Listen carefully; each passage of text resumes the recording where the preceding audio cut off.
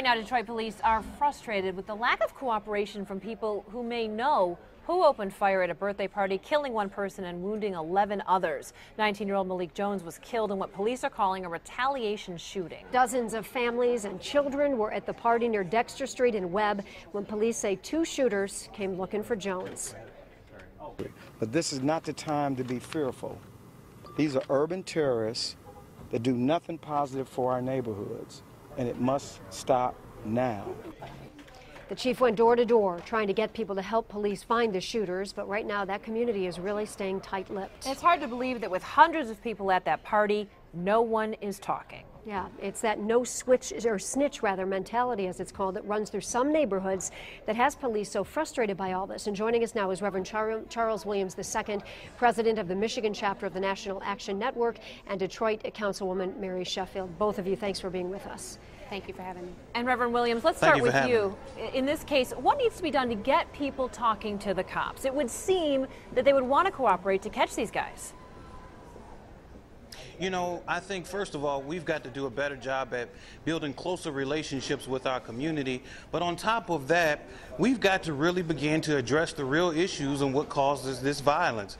I'm not necessarily a friend of, or I'm not necessarily a party to thinking that it's urban terrorism, but it's definitely urban failed policy. So we've got to deal with education. We've got to deal with jobs. We've got to deal with poverty.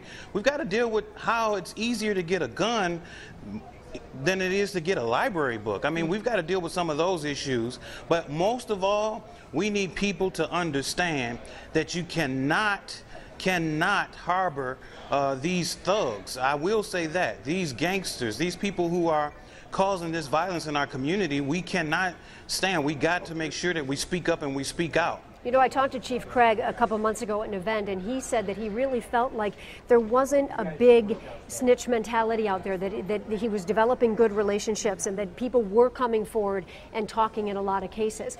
I mean, can you put your finger on, either of you, what you think may be going on in this case, that hundreds of people like that, someone had to see something why someone isn't talking? Well, if I can just interject really quick, I think that the engagement has to start prior to an incident like this happening, as Charles alluded to. We have to begin to have these conversations with the community prior to incidents like this happening. A lot of times these communities feel as if no one ever is giving them any attention. They're not going to feel comfortable talking to the police department about an incident that's happening in the neighborhood if they don't have a better relationship with them, their clergy, their leaders, the police department. So I just want to, I think that the chief is doing a great job by starting the NPO initiative and making sure that we have officers within these different areas. But this engagement and this relationship building has to happen 365 days out the year. It cannot be a reactive approach when incidents like this occur. And that's why, you know, Occupy the Corner is a movement that is so important in this community, is engaging the community, coming together as one and saying that, you know what, we are not going to allow what we are seeing in our community. We have to come together as one and say that this is not acceptable. It's only snitching until it comes into your front door, until someone in your community or your family is hurt due to violence that we're seeing within our communities. But how do you bridge that gap? I mean, obviously this sounds like a great idea, but we need to have people trust the police, and the police have to work with the communities. But how do we actually put that into play?